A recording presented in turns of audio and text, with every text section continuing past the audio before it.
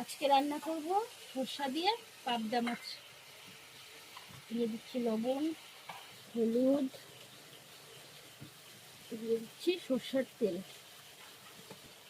মাছটাকে মাখিয়ে রেখে দেব।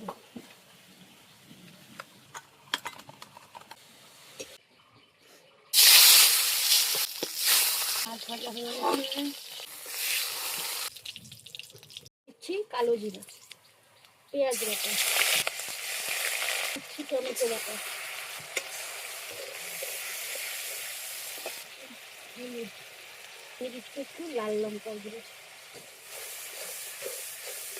দিয়ে দিচ্ছি মশলার বাটি ধোয়া জল, সবাই তাই বলে এটা স্বাদ আলাদা।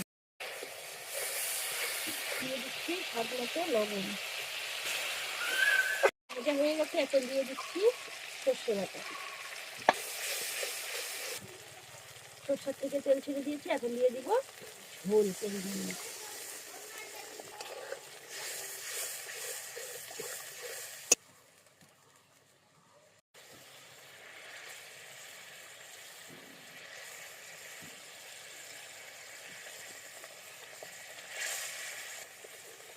দিয়ে দিচ্ছি কটা চেরা কাঁচা লঙ্কা, সামান্য পরিমাণ চিনি, উপর দিয়ে একটু কাঁচা সর্ষের তেল। হয়ে গেছে, এখন আস্তে আস্তে নামিয়ে নিলাম।